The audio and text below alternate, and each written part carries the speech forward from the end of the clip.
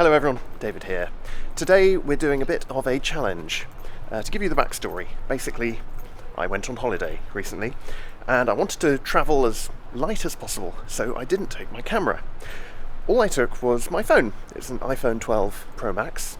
Takes pretty good photos, but you know, doesn't quite measure up to a full frame camera with a very nice lens.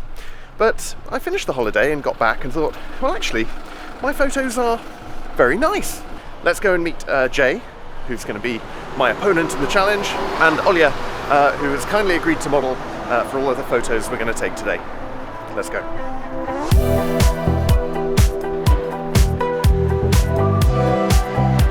Hello Jay, hi. How are you doing? Hi. This is Jay. Hello, Olya. Nice to meet you. Nice to meet you. All right. So we're going to take a bunch of photos of you. Yeah. I'm going to be using just a phone, and Jay is going to be using a fancy camera and very fancy lenses. That's right. And then we're going to send them to you anonymously, Okay. and we want you to pick your top 3 in ranked order. Okay. I sort of don't want to win because I don't want to prove that, you know, all this expensive camera gear that I've bought is worthless.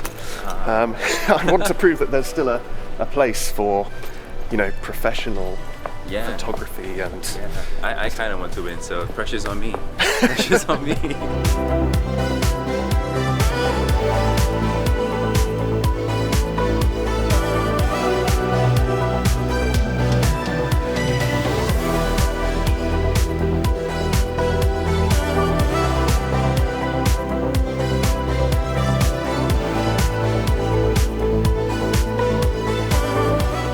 We're putting the phone against the GMaster Lenses. We are. So almost the best lenses money can buy. Jolly expensive. Oh. It is a beast, isn't it? I remortgaged my kidneys so I could afford it. Oh, no, I'll take care of it. Okay, thank you. I promise. But yeah, I've played with it a little bit and it is very nice. Yeah. I mean, it feels good on the Sony A7 III. The weight is really good, really well balanced. Yeah. All right, do you want to get stuck in first and I'll film you? Okay, and then, yeah, I'll start first then. Okay. Yeah. Thank you. Look at your flowers, yeah, right. Look at your leaves, yes, nice. Oh, Jay's a talkative photographer, I like that. I am a talkative. I always find the silent ones a bit creepy. That's very good, very nice. Oh. I'm not entirely sure about that.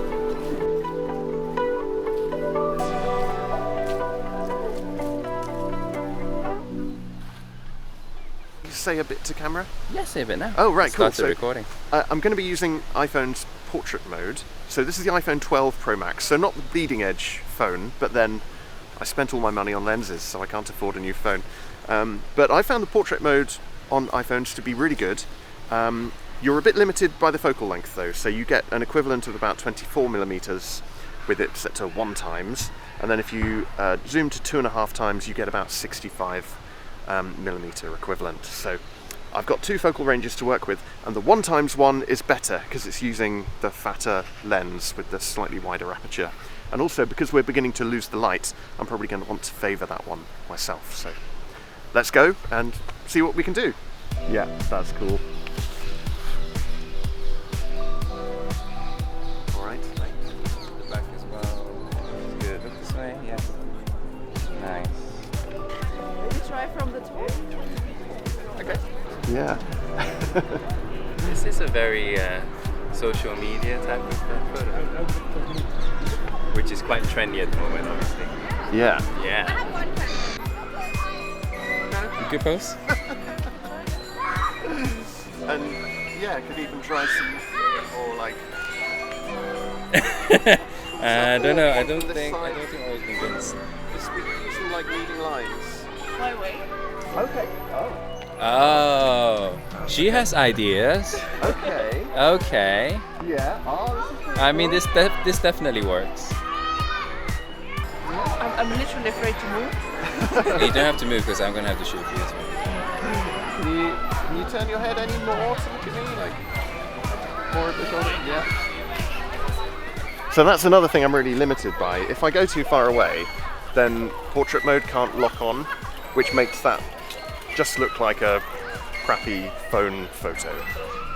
So I'm quite limited not only by the focal range I have, but also by the physical range I have that I can get from my target. So limitations.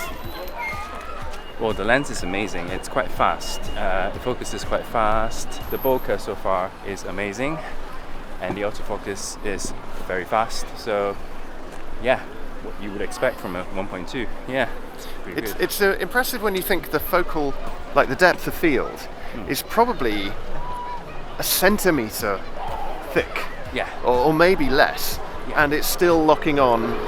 Have you got eye auto tracking? Yeah, I've got on the eye A7 auto III? tracking. Yeah. Yes, and yeah, so I'm using that. So as long as the model has a high enough contrast, then I think the lens will pick up the focus straight away, and that's really good. So Olya's wearing black and red, and that's pretty easy for the camera to spot. So I think that's working really well. Yeah. With the gate, like touching the gate behind you, so you can lean on it and pose. And then after that, I'll get you to walk slowly towards me, and then we can do a few shots. Nice. So the advantage of using a flippy lens one is that I can see what I'm taking. That's true. Yeah. Ready? 1, 2, 3. Yeah. Oh, you know what? There's a cool monument thing there as well. It's Yeah. a bit, Olya can said get a that bit wet. you wanted to go there. Oh, well, should we just go there then? Okay, so we can Let's just go there. let's do that. Okay. Sure. It's a bit bright today as well. Okay. I've got good shots already, so I'm not as stressed as David about doing like special shots. I think I've got what I want here, so yeah, I'm not going to make it difficult for me to choose 5 shots. I've got quite a number of good shots, so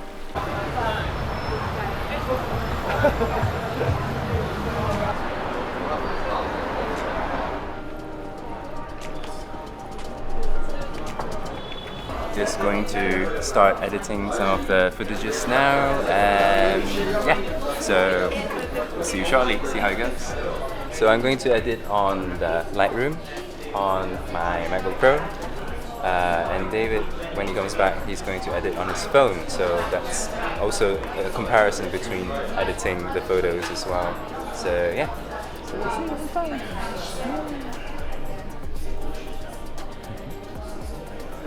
So part of the workflow is to select the images first before I edit them.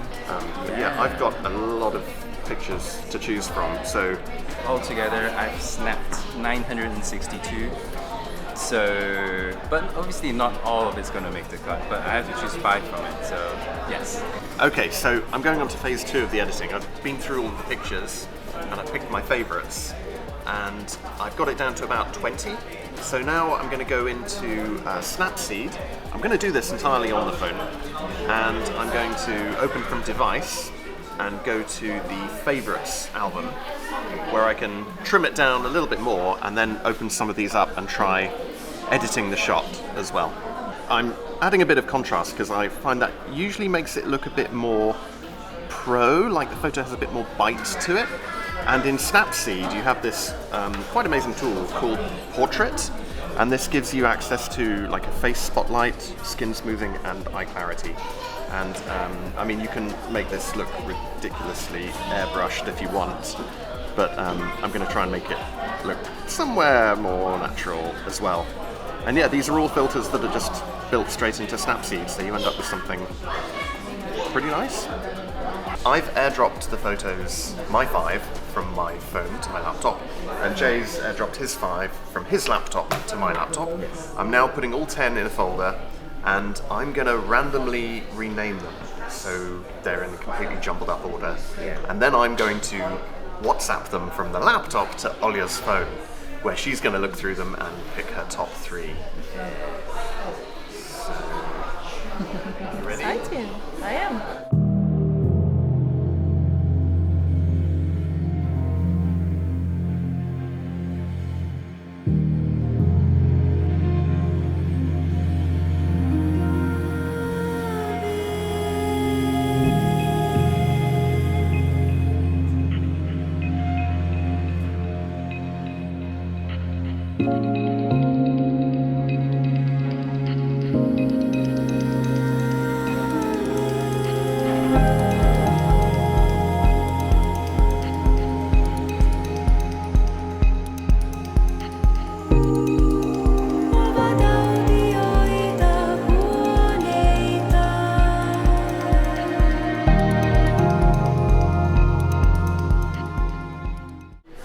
this one is really nice. Cool. Cool. I need to have my poker face on. Like, Oh wow, this one is really nice. Well, you'll have to write them. You tried to You mix and managed to match. edit it as well. I'm like really Yeah. impressed Oh, yeah. how quickly you worked. Snapseed. Oh, this is definitely my favorite. Right, so Okay, this alright. is number 2. Right. Okay. Okay, I really like this one as well, Okay. but I think this is a camera though. Was that your number 1 pick? Yeah, definitely. Okay, so that was taken with an iPhone. Shocking. Yeah, I didn't want this result, But also, but it's kind of interesting. if you think about it, like, so my number 1 was this iPhone. My number 2 is an iPhone as well. 2 is iPhone as well. Yeah. So number 2 is This one. This one. that one? Yeah, Okay. but I really liked this one too, which is also an iPhone. Right, okay. Yeah, I don't know. It could be because it is more subtle. Maybe it's also personal because I really like colorful Yeah. pictures. Right, okay. Yeah. But yeah, this one is really, really nice, and I don't think that we need any more color. Right, yeah. I was actually contemplating making it black and white. In my head, I was like, is this a black and white photo? But I was like, nah, I'll keep it color. Yeah. I'm surprised. I thought you would have picked the one feeding the squirrel as your number 1 because it like captured the moment and you're in touch with nature. That's definitely an Instagrammable photo, in my Yeah, opinion. yeah. And also it's something that I was trying to capture, but I couldn't get the right zoom because I couldn't zoom at all. I mean, neither could you, but you had a very, Yes. very nice focal range. Yeah. And I didn't get the moment because, the phone was like out of focus and then it was like slightly juddering in my hand and I didn't have any of the nice stabilization of a nice big camera. It's a difficult shot because I think that's the only one that is actually in focus with the squirrel actually there. Right. Yeah, so it took a lot of that shot just to get one. So what have we learnt from today? That a phone is all you need? Or Sorry, Jay. No, it's not a problem at all. So I think we can say that whatever camera you have in your hand is as good as it gets. There's just a lot of layers to photography, and it's not just one thing. It's not just the gear. yes. Yeah. Okay, that's a nice takeaway from all of this. Yeah. I mean, I'm not sad that I have this lovely lens in my collection, and an amazing lens. I am going to get a lot of use out of it. Yeah. And also, we were shooting outside. Because we both photograph dancing. Yes. If we were inside in the near dark, you have to have a fast lens. Yeah. Like, phone is not going to cut it at all in that scenario. And also, I think maybe I got a bit lucky because Olya was telling me, take the photo from here down, and that's her favourite one. Yeah. And it was exactly that. Well, to be honest, I wouldn't have taken that photo either. I wouldn't have taken something from that angle with the camera even. Hello. Hi, Jay. Can you hear me? Yes, I can.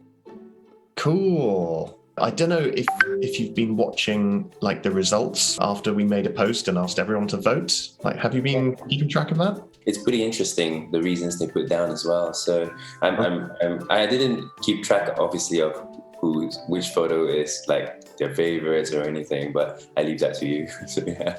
Well, let's take a look, shall we?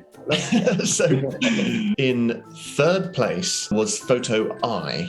The iPhone still got in the top 3 of the community vote. The second favorite photo was photo A. Well, so the top 2 were a wide margin over all of the others. But yeah, the winner was photo F, which was indeed the squirrel one. So yeah, you quite conclusively won the community vote. I don't know, why do you think that was? When somebody looks at their own photo, they have a perception of themselves that they would like to see. So I think if Olya was choosing her own photo, she probably liked the ones that's flattering to herself. Some people prefer the more natural looking photos compared to the more posed photos. Tim, our dance teacher, says, the natural look is so beautiful. The posed are great, but the action shots are so much more playful. That is something I really love from your photos. It's the swirly bokeh of the 50mm lens, and like where it sort of arches round in the top and at the bottom. Made use of the full aperture of the 1.2 just to create those photos. So yeah, it's a really good lens. I really enjoyed using it. Heather says A, E, and F, which is basically all of your photos. I love the natural look, and I found these photos were the most authentic, caught in the moment.